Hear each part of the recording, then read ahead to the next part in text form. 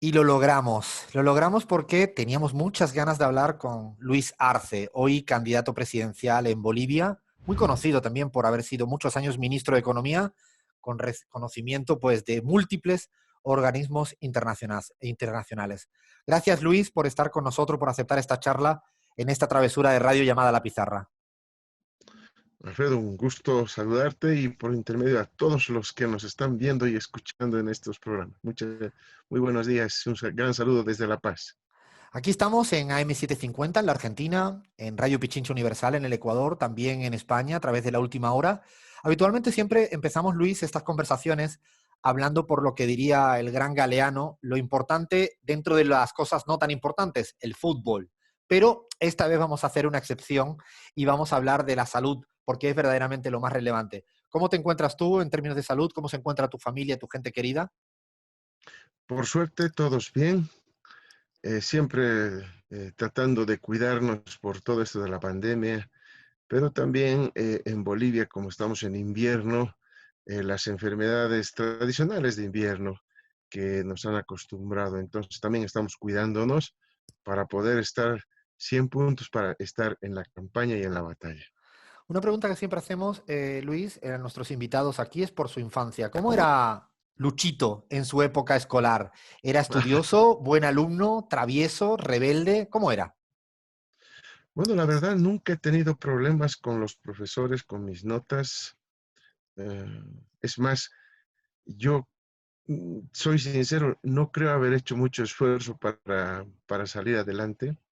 Lo que sí era muy travieso, era muy inquieto desde muy niño, y eso se tradujo en la universidad, ¿no? Cuando empezamos a hacer dos, tres cosas, estudié dos carreras en realidad, y hacía muchas actividades, ¿no? Inclusive cuando estaba en colegio, estudiaba al margen del colegio, estudiaba portugués, estudiaba inglés, jugaba básquetbol, estaba en el equipo del colegio, entrenábamos.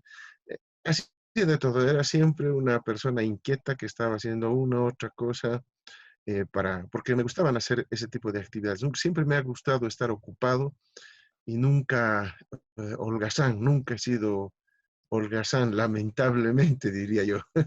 ¿Cómo se dice en Bolivia? De hecho, no sé si el amasúa, amasuya, amaqueya, uno de las cuestiones es justamente el no ser holgazán, no ser un vago, ¿no? No seas flojo, sí, no seas mentiroso, no seas ladrón y no seas flojo. Eso te quedaba perfecto a ti entonces de Sí, niño, sí, ¿no? sí. ¿Cómo eras De niño. en los recreos, Luis? ¿Eras de jugar a fútbol o a básquet o a otro deporte? Bueno, en la escuela, yo estudié en una escuela pública, en la Escuela México. En la Escuela México era fútbol, ¿no? Como éramos tantos alumnos, alguien siempre compraba una pelotita de plástico de esas pequeñitas y correteábamos todo el recreo tras la pelota, porque así es el fútbol de niños, ¿no? Todo el mundo va tras la pelota y así pasábamos los recreos, ¿no? No había ya margen para ir a comprarse algo, para comer, para tomar, sino era lo más importante, era la diversión, era el juego. Y al básquet también, porque eres un obsesionado del básquet. ¿Te gustó mucho de chico o fue un poco después? Bueno, saliendo de la escuela, ya entrando al colegio, lo que sería la secundaria, digamos ahora, me empezó a gustar el básquetbol. Mi hermano jugaba básquet, entonces yo empecé también a tener gusto por el básquet y luego ya jugué por la selección del colegio, salimos campeones, ah, en fin.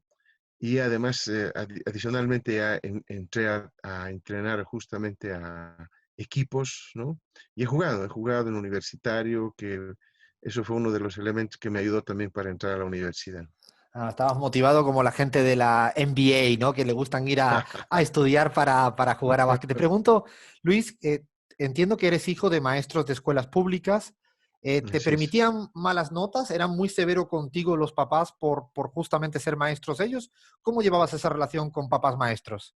Quizás lo metódico de ellos yo adquirí inmediatamente porque yo hacía siempre las tareas. Siempre el consejo de mis papás era primero las tareas y luego recién puedes ir a jugar, ¿no? Y entonces yo me acostumbré a eso desde muy chico. Primero hacía mis deberes y luego salía a jugar. Y nunca he tenido problemas con mis papás en las notas, en nada de eso. nunca les han llamado a mis papás por inado, por todo, por la situación. Mi papá no conocieron el colegio, ¿no? No conocieron el colegio, porque sencillamente nunca di problemas, nunca di problemas. Es más, mis profesores siempre se acuerdan de mí porque era muy inquieto, era muy, no me gustaba estar tranquilo, pero estaba ahí en el curso tratando de responder lo que preguntaba el profesor y más bien yo hacía algunas preguntas que muchas veces los dejaba un poquito descuidados a los profesores. Preguntas difíciles a los profesores. Te pregunto, Luis, ¿por qué definiste o decidiste estudiar economía? Te lo dice alguien que también estudió economía y creo que ningún amigo puede entender si es algo, dicen, tan aburrido. Alfredo, me dicen. A ti, Luis, ¿por qué en un momento defines estudiar economía? Yo estaba saliendo bachiller el año 80. Hubieron serios problemas, yo ya estaba metido en esas cosas, entonces eh, entró la dictadura y tomó la universidad. Y llama a exámenes de ingreso a la universidad el año 81, donde todos mis amigos con los que habíamos salido bachilleres, con los que eran amigos de barrio, de infancia, teníamos prácticamente la misma edad, y todos entraron a la universidad porque no tenían ningún antecedente político. En cambio, en mi caso no podía ser posible eso, así que tuve que aguantarme el año 81 porque sabíamos que estábamos fichados, muchos de los que habíamos participado en la resistencia al golpe del año 79 y el golpe del año 80. Yo ya estaba ahí muy, muy afín al Partido Socialista 1. Entonces, no era militante, obviamente era muy joven para estar en esa militancia, pero sí trabajaba con la Federación de Estudiantes de Secundaria y todo ello. Entonces estaba muy, muy comprometido y por supuesto estábamos fichados. Entonces yo no pude entrar a la universidad como mis amigos el año 81. Tuve que esperar un poquito hasta que se dio. Y como jugaba básquet, el básquet no lo dejaba y jugaba, como te decía, en universitario, ¿no? Entonces, cuando la entrenadora de ese momento me dijo, ya para fichar, ya para jugar la temporada del año 82, ¿no? Del año 82, ahí surgió la posibilidad de que pudiera entrar yo a la universidad. Entonces, no había plazas para ingeniería, para medicina, ¿no? Para muchas carreras que me hubiera gustado, ¿no? En ese momento de joven. Pero sí se abrió la posibilidad en la Facultad de Ciencias Económicas. Entonces, ahí entré, dije yo voy a hacer unos cuantos cursos y luego voy a alcanzar a mis amigos en ingeniería, pero después me gustó ya la economía y hasta concluir. Y bueno, y aquí me tiene, Y ahí ¿no? te tienen de candidato Eh, presidencial en Bolivia, luego de haber sido ministro de Economía Economía. Y en el año 96, entiendo que viajas a Inglaterra también para realizar un máster en económica, ¿no? En la Universidad de Garwick. ¿Cómo, cuando uno va fuera de tu país, yo más que lo que se aprende en la academia, pregunto, ¿qué aprendiste y qué te queda todavía de lo personal de esa experiencia fuera?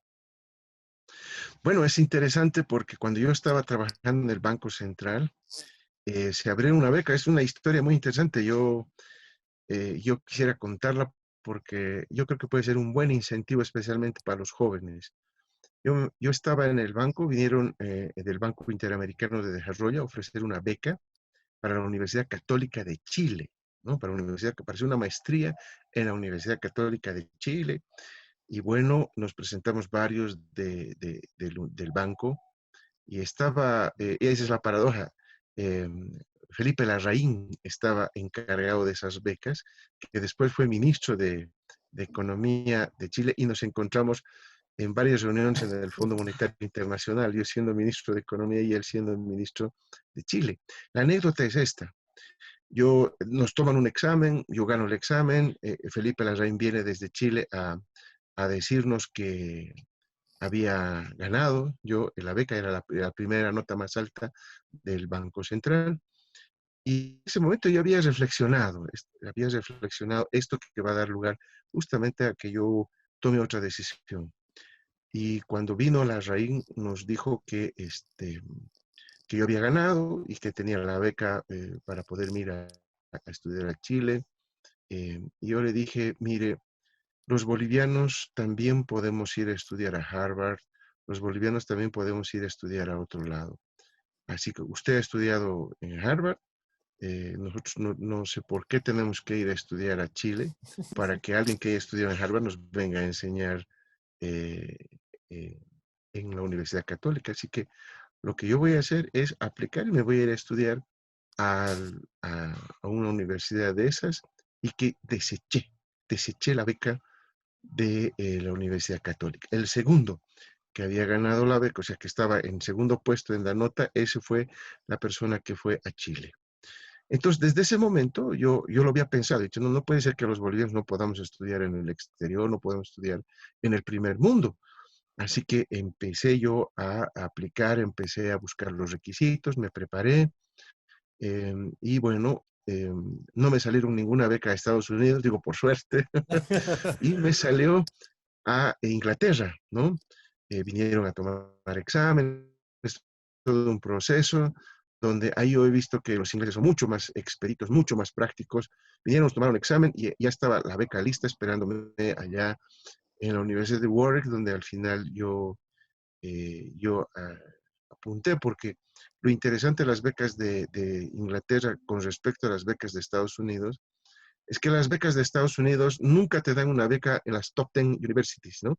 En las 10 universidades mejores no te dan beca, al menos a los bolivianos era así, y te daban desde el Abajo. 50% para abajo, o sea, realmente era una discriminación para nosotros los bolivianos estar apuntando a ese tipo de universidades, digo yo, y no porque quiera descalificarlas, sino porque creemos que nosotros los bolivianos podemos apuntar más alto. Y mira, Inglaterra fue todo lo contrario, uno aplicaba a las universidades, ¿no? Y le daban un abanico de posibilidades en la beca para que aquella que le acepte a uno pueda ir. Entonces, yo he visto los programas y el programa que me gustó fue de la Universidad de Warwick, justamente, el Master of Science in Economics, porque era realmente un programa hecho para lo que yo quería hacer, ¿no? Una maestría ya para apuntando al doctorado, ¿no? Una maestría apuntando al doctorado en ciencias económicas. A mí me gusta mucho el tema de la teoría, me gusta mucho el tema de las demostraciones de lo científico del lado de la economía, y por lo tanto eso se veía como anillo al dedo, porque había otras maestrías aplicadas, economía y finanzas, economía y otras cosas, pero este era Master of Science in Economics. Entonces, eso me gustó. El programa era muy interesante, había muy buenos profesores, estaba Marcus Miller, por ejemplo, ahí de profesor muy conocido allá en Europa, en fin, varios, ¿no? Yo tuve la oportunidad de hacer mi test con Ken Wallis, también un profesor de econometría muy conocido que, bueno, pues tiene una trayectoria y yo, para mí, era un candidato a premio Nobel por todo lo que había descubierto en materia econométrica. ¿Un año Entonces, estuviste, Luis, allá? 96, 1997 fue el año en que estuve ahí en Inglaterra, ¿no? Y después Así que, con los alumnos, compañeros, luego te vieron de ministro y te escribían como diciendo, pero ¿esto qué sí, es? por supuesto que sí, por supuesto. Bueno, como todos, tiene un círculo de amigos muy cercano porque éramos como 60, 70 alumnos en el curso de maestría. Era muy difícil conocerlos e interiorizarse de todos. Y como siempre hemos tenido un grupo, ¿no? Los latinos siempre tenemos un imán ahí que siempre nos junta. Nuestros amigos latinos siempre hemos estado, inclusive con uno de ellos, nos encontramos en Colombia cuando yo estaba de ministro y él estaba de asesor de uno de los ministros también. Entonces nos hemos encontrado en el propio Fondo Monetario, he visto que algunos ya entraron a trabajar. En fin, he tenido, por supuesto, nos hemos encontrado con muchos de mis compañeros, pero tenía yo un círculo de amigos donde nos movíamos más, ¿no? Muchos de ellos son profesores en la universidad, allá en Inglaterra en este momento. Entonces, por supuesto que nos escribimos y han mostrado su plena colaboración en lo que necesites. Aquí estamos cuando yo estaba de ministro, ¿no? Y ahora tú comprenderás mucho más todavía en esta situación de candidato a la presidencia. Te escriben diciendo, mira dónde acabó este chico que estudiaba en Garwick. También te quería preguntar algo, es, si te digo duende, ¿no te ofendes? Porque No, para hemos nada. analizado y hemos visto que fuiste integrante de un grupo llamado Los Duendes, desde el año 99 en adelante, realizaban, ¿no? Analizabais la realidad cada miércoles, ¿no? ¿Quién te iba a decir a ti que en esos tiempos luego ibas a acabar hoy de candidato presidencial? La verdad que sí. Y es un grupo muy interesante que surgió. Éramos militantes o ex militantes del Partido Socialista Uno, porque allá por los años 2000, bueno, en realidad mucho más antes, ¿no? El 96, 97, la izquierda estaba muy debilitada en Bolivia, mucha gente se hizo seducir por el neoliberalismo, mucha gente de izquierda se pasó pues al neoliberalismo. Y había unos cuantos que nosotros nunca nos doblegamos al neoliberalismo, es más, éramos muy críticos del neoliberalismo. Y empezamos, nos unimos en un grupo que lo denominamos Duendes, ¿no? También el nombre fue por votación de todos. ¿Por qué fue Y Duendes? fue una propuesta de un compañero, ¿no? Que decía, yo siempre he creído en en esos hombrecillos que dice que hay, que son los duendes, que salen, aparecen y hacen disturbios, ¿no? Entonces, duende parece un nombre interesante para nuestro grupo, dijeron, ¿no? Ah, está muy bueno. Así que bueno, parecía interesante llamarnos duendes. La mayoría del grupo aprobó. Y en ese grupo nos reuníamos, como tú bien los dices, los días miércoles, se rotaba a la casa de cada uno y discutíamos la problemática política y social y económica, por supuesto, del país. Éramos integrantes, habían sociólogos, habían abogados, habían economistas, había de todo, porque éramos, digamos, quizás los pocos militantes que habíamos quedado del Partido Socialista Uno, que no habíamos militado y no habíamos claudicado nuestros principios ante el neoliberalismo, ¿no? Nosotros teníamos que nuestro primer secretario de ese momento fue a parar al ADN, que es un partido absolutamente de derecha, de Banzer, por ejemplo, fue no solamente embajador de Banzer, sino que al final salió como gobernador de Banzer, imagínense ustedes, ¿no? Entonces fueron duros golpes de muchos de nuestros compañeros que se sedujeron por el poder y el neoliberalismo. Luego, Nosotros no. sí, te quería preguntar, Luis, justamente con esa carrera que haces desde ese momento no neoliberal, luego te toca ser ministro, tomar decisiones durante muchos años para frenar el neoliberalismo en Bolivia.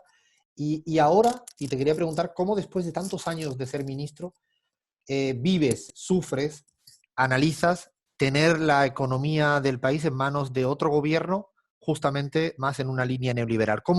¿Cuál es tu día a día con esa relación? Ya no hablo de candidato presidencial, sino desde que dan el golpe hasta la actualidad. ¿Qué se te pasa por tu cabeza cuando ves lo que está pasando hoy en Bolivia en materia económica? Bueno, mucha preocupación porque yo conozco las consecuencias de un país cuando adopta el modelo neoliberal. Lo he estudiado a profundidad al modelo neoliberal y yo sé lo que genera la aplicación de todas esas políticas que desde noviembre en Bolivia han retornado y que en muchos países de América Latina también, poco a poco y paulatinamente han ido retornando en nuestros países y como si fuera algo que hubiese dado resultado. Y la verdad es que eso nunca dio resultado en nuestra realidad de América Latina. Peor en Bolivia. Así que con mucha preocupación, cuando yo estuve en México, ahí estuvimos analizando, viendo las noticias de Bolivia. Como bolivianos siempre no dejamos de leer lo que ocurre en nuestro país.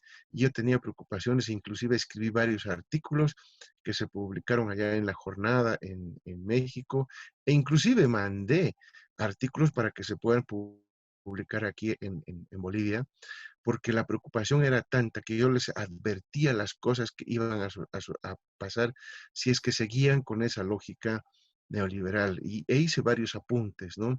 Al margen de que todo el tiempo nos atacaba, ¿no? El ministro de turno nos atacaba con la gestión anterior, que estaba mal, y miren en qué ha acabado el ministro yéndose, ¿no? Huyendo ante la incapacidad de poder resolver lo que ellos mismos han generado y que ahora el país está viviendo una crisis profunda económica, producto de una mala decisión de política económica desde noviembre del año pasado. No solamente es la pandemia para este gobierno va a ser el pretexto, pero ya venía la economía mal desde el último trimestre del año pasado, cuando ellos hicieron cargo, el primer trimestre de este año, cuando no había coronavirus, también estaba mal la economía, ¿no? Y ellos no estaban haciendo una buena lectura de las políticas que debían seguir. Entonces, eso me preocupaba porque aquí está mi familia, aquí están mis amigos, aquí están, este es mi país, no puedo dejar, no puedo permitir que en mi país se retorne a una política fracasada, a una política aventurera que no tiene hoy, ni en los mismos Estados Unidos, ya tiene la misma vigencia, la misma aceptación. El mismo señor Trump ha dicho que no quiere el libre comercio, no le conviene el libre comercio. Entonces, está cuestionado el tema de la globalización, que ha sido uno de los elementos centrales que argumentaban para poder aplicar el modelo neoliberal. Por tanto, ese es uno de los temas que siempre me ha afligido de lo que he visto en Bolivia. Te preguntaba ahora, Luis, antes de entrar un poco a hablar de la coyuntura electoral, ¿te pensaste mucho ser candidato presidencial? ¿Le diste muchas vueltas o era una decisión clarísima cuando ya empezó a surgir esa posibilidad? Mira, nosotros nunca hemos pensado en ser ni ministros, peor candidatos a la presidencia. Nunca estuvo en mi radar. Yo estaba muy contento dando clases en la universidad, dando conferencias, y estaba muy contento en ese ámbito. No paga muy bien, pero uno está tranquilo, uno está haciendo lo que le gusta. A mí me gustan los libros, me gusta leer, me gusta investigar. Entonces, escribir papers, en fin, todo eso es apasionante. Y bueno, cuando ya estuve yo en la Embajada de México, esperando el salvoconducto para salir, em, ya los compañeros que estaban ahí me insinuaron, ¿no? Me insinuaron. Yo lo tomé como una broma, porque pensar en candidatar en momentos como esos que habíamos vivido en el mes de octubre, en el mes de noviembre en mi país, era sumamente complicado, ¿no? Por razones de salud tuve que salir del país, porque yo, como todos saben, tengo un tratamiento en Brasil y tuve que salir porque no me dejaban salir a mí de mi propio país, así que tuve que salir a México y de México me trasladé a Brasil para hacer los estudios, etcétera, y en ese interín fue que ya poco a poco la idea de ser candidato, entre muchos en ese momento, éramos como 7 personas, 7 nombres que se barajaban en ese momento en el movimiento al socialismo. Yo era uno más de ellos. Yo primero dije, no, no, primero tengo que ver si estoy bien, si la salud es lo primero, porque mucho trabajo también a mí me ha costado un tema de salud que mi familia no me perdona, así que yo tengo que estar cuidando eso. Por eso mismo a Brasil para estar seguro de que yo estaba ya muy bien y estaba embalado para salir del problema y felizmente así ha sido. Volví a México y bueno, ahí hubo ya una lista de nombres que estaban barajándose. Ahí empecé ya a aterrizar de que puede ser, ¿no? Puede ser que esto sea factible, así que hay que ir internalizando. Y bueno, a partir de ahí ya la historia se conoce, cómo se aprueba en Buenos Aires en una asamblea, en un empleo del movimiento al socialismo, todo eso. Y bueno, aquí estamos cumpliendo el mandato de las organizaciones sociales, cumpliendo el mandato de la dirección nacional del partido para que encaremos las elecciones y devolvamos primero a los bolivianos la democracia y hagamos de Bolivia ese país que estábamos construyendo, un país que crecía, un país que había poco a poco mejorado las condiciones de vida de la gente, de los bolivianos, reduciendo la pobreza, redistribuyendo el ingreso, reduciendo la brecha entre ricos y pobres, dando oportunidades, en fin, todo eso que todos, yo creo, aquellos que tenemos sentido común de la sociedad, entendemos que es la mejor vía para generar desarrollo y crecimiento de un país.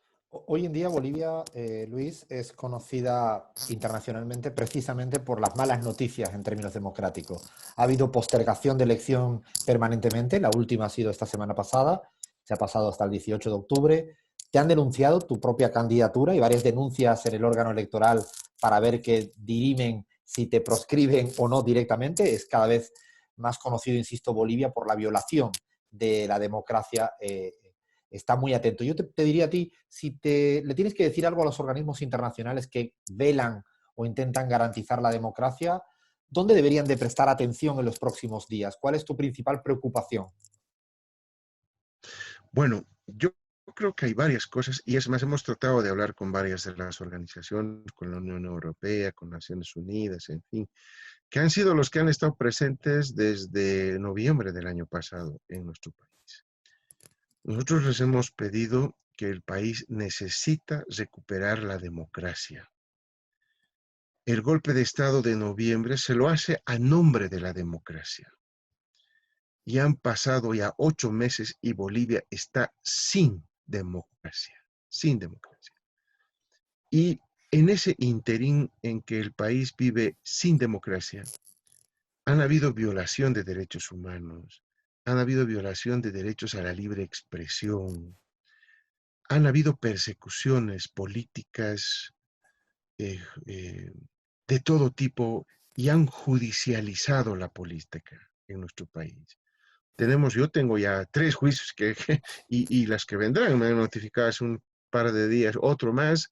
Entonces, hay varios temas que se están inventando. Desde que llegué a Bolivia, yo bajaba del avión y ahí me estaba esperando un policía con una notificación para que al día siguiente vaya a declarar sobre un tema en la fiscalía. Son amedrentamientos, son persecuciones políticas y se ha violado derechos humanos, derecho a la libre expresión. Hay periodistas que han sido sujetos de persecución, de cuestionamiento, de, de, de amedrentamientos a ellos y a su familia, imagínense ustedes, en este gobierno, por descubrir, por publicar todos los actos de corrupción que se estaban dando en nuestro país y absolutamente demostrados. Al final, el gobierno nunca pudo demostrar lo contrario, tuvo que aceptar los actos de corrupción, pero en contraposición fue amedrentamientos, persecuciones, ese tipo de cosas que yo creo que estos organismos internacionales deberían ser el primer elemento que vengan a Bolivia a mirar. Hay que hacer el esfuerzo de estos organismos internacionales, de todas las que tienen en sus manos pelar por los derechos humanos, los invitamos a que vengan a Bolivia. Necesitamos, ¿no? La Fundación del Papa Francisco, todas las organizaciones que puedan venir a Bolivia a velar para que sean observadores de las violaciones que hay en nuestro país. Se está violando el derecho político, se está violando el derecho de libre expresión, se están violando muchos derechos sobre pretexto de la pandemia, sobre pretexto de la cuarentena. Y esto no puede ser así, ¿no? En un marco donde no tenemos democracia, donde las fechas van cambiando de 3 de mayo a agosto, a septiembre, a octubre, cuando ya eso inclusive está al borde, ¿no?, de ser inconstitucional. Yo he vuelto a leer la resolución del Tribunal Constitucional número 1/2020 y claramente dice que tienen que ser máximo 90 días y estamos ya 8 meses en esto, ¿no? Entonces, hay cosas que a uno lo van llamando la atención y eso quisiéramos que los organismos puedan venir a ver. Adicionalmente, los organismos internacionales, lamentablemente muchos de ellos han avalado una ilegalidad con este Tribunal Supremo Electoral al decir que están de acuerdo que ellos unilateralmente y fuera del margen de la normativa legal boliviana determinan una nueva fecha de elecciones. Eso no es correcto, eso no es legal en mi país. En mi país la elección de la fecha, evidentemente debe hacerlo el Tribunal Supremo Electoral, pero en el marco de una ley que le establezca un rango de fechas en los cuales evidentemente el Tribunal Supremo Electoral podrá elegir la mejor fecha que le parezca, pero en el rango aprobado por una ley. Y la ley tiene como tope en este momento, la ley vigente, el 6 de septiembre. Por lo tanto, la única fecha máxima que puede llegar el Tribunal Supremo Electoral es establecer el 6 de septiembre como la fecha de elecciones. Ellos han establecido el 18 de octubre fuera del margen establecido por la ley. Y el propio presidente del Tribunal Supremo Electoral ha dicho claramente en la conferencia de prensa que no se requiere, de acuerdo a su visión, una ley que vaya a corroborar, que vaya a complementar esta decisión del Tribunal Supremo Electoral, absolutamente equivocado. Entonces, los organismos internacionales han caído en la trampa del propio Tribunal Supremo Electoral y se han dejado llevar por esto, apoyando una ilegalidad. Yo no entiendo cómo organismos internacionales como Naciones Unidas, como la propia Unión Europea pueda estar en ese tema. Así que yo creo que ahí hay un tema muy serio que hay que resolver. Una pregunta más respecto al tema electoral para acabar esa cuestión. ¿Tienes miedo, dado que sigue siendo el principal competidor electoral en todas las encuestas, ¿tienes miedo que pueda todavía haber algo más ya en este tiempo? ¿Te han postergado las elecciones, como bien dices? ¿Te han planteado varios juicios? ¿Tenéis miedo incluso en tu marco más familiar de que la persecución sea todavía mayor o en ese sentido estás tranquilo? Bueno, en realidad la persecución a mi familia ya ocurrió, Alfredo, ya ocurrió. Hay persecución a mis hijos, los están hostigando en sus fuentes de trabajo, ¿no? Y donde pueden, los sacan, en fin, eso existe.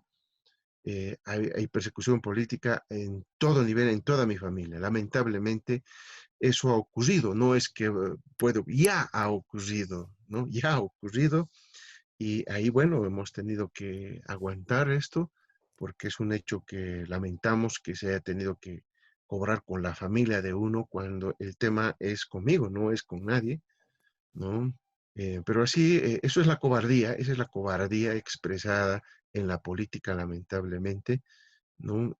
Se han tratado de buscar revanchas con la familia de uno al ver que no pueden con las ideas, no pueden con los planteamientos, y bueno, ante esa incapacidad de poder enfrentar con ideas, con propuestas, recurren a ese tipo de situaciones que felizmente mi familia ha entendido, ¿no? Ha entendido a cuesta porque muchos de mis hijos tienen a una familia detrás de ellos y entonces se complica la situación. Pero bueno, aquí estamos batallando con varios frentes, ¿no? No solamente es el externo, lo político, en fin, también al interior, en la familia, hay, hay esos problemas que felizmente yo he logrado tener la comprensión de todos los miembros de mi familia para poder aceptar lo que está pasando, ver que es un tema absolutamente político y transitorio, ¿no? Nosotros hemos estado muy felices en México dando clases allá en la universidad, quizás, ¿no? Muy, muy felices, pero vinimos aquí sabiendo lo que nos esperaba, sabiendo a lo que nos estamos enfrentando y estamos muy firmes en lo que estamos haciendo porque más allá de los temores que nos puedan meter, yo creo que la convicción política, la ideología, los principios, los valores que uno adquiere durante toda la formación de su pensamiento desde su juventud hasta ahora, nos dan la fortaleza para continuar en esta lucha. Para ir terminando, Luis, te quería preguntar, estuviste en Buenos Aires reunido con Alberto Fernández antes de que pasara la pandemia. A ver, cuéntale a los argentinos y argentinas que nos escuchan, ¿qué te dijo Alberto Fernández en esa charla? ¿Cómo fue la conversación y qué recuerdas todavía de esa charla con el presidente de la Argentina? Bueno, fue una charla muy amena con el presidente Fernández allá. Hablamos de varios temas, hablamos de las elecciones en Bolivia, hablamos le obsequié una huipala ahí para que tenga en su despacho.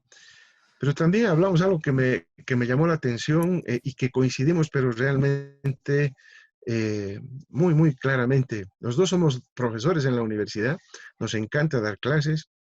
Y él me dijo que continúa dando clases siendo presidente. Y yo le dije, voy a hacer exactamente lo mismo. ¿Ah?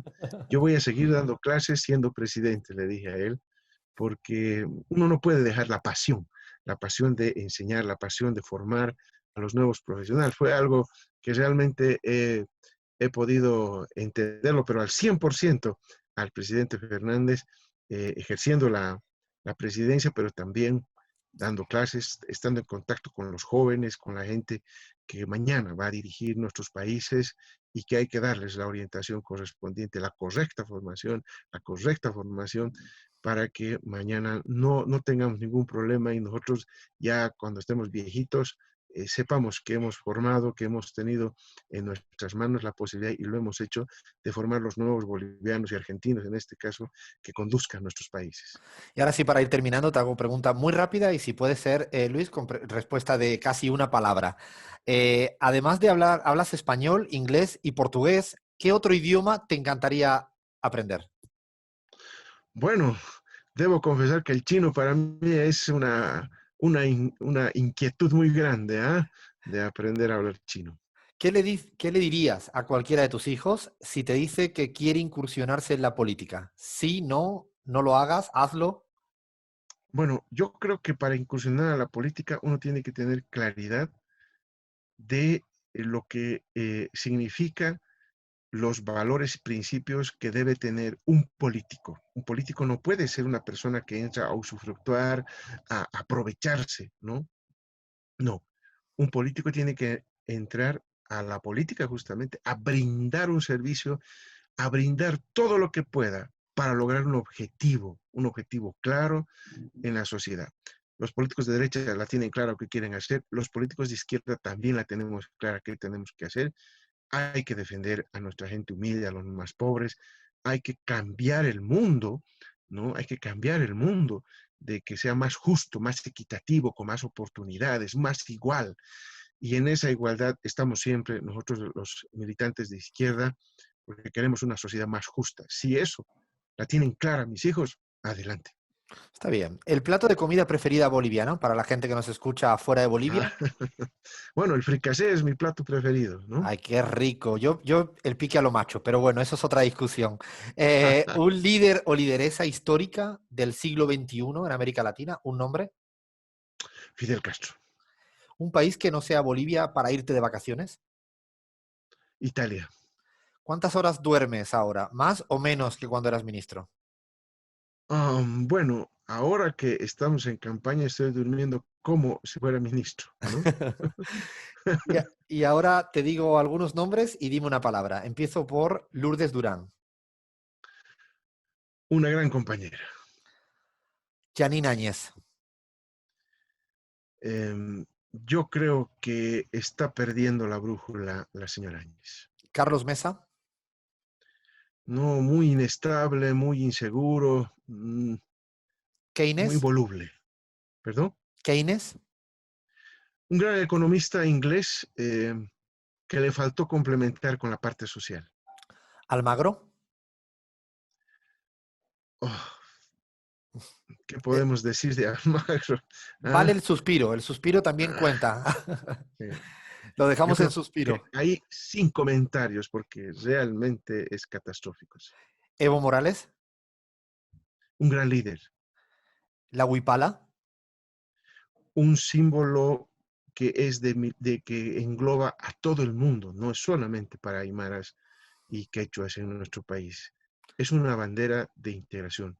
Son muchos códigos que están en la huipala que hay que hacer conocer al mundo entero. el Papa Francisco, Yo creo que un gran líder de la iglesia en estos momentos difíciles para los católicos. Leonel Messi, Ah, un gran jugador de fútbol. Yo, Messi o Ronaldo. bueno, es una buena discusión esa que nos puede llevar varias horas, pero yo creo que el jugador latino en términos generales tiene mucho más chispa, más pintoresco, más juego bonito, como dicen los brasileros, ¿no? Yo me quedo siempre con los latinos por esa chispa. Yo me quedo con Messi porque es del Barça, que además soy del Barça. Y termino con Bolivia. Una palabra para definir Bolivia. Futuro, futuro, mucho Mil, futuro. mil gracias, Luis Arce, candidato presidencial en Bolivia, por estar aquí con nosotros en La Pizarra. Mil gracias.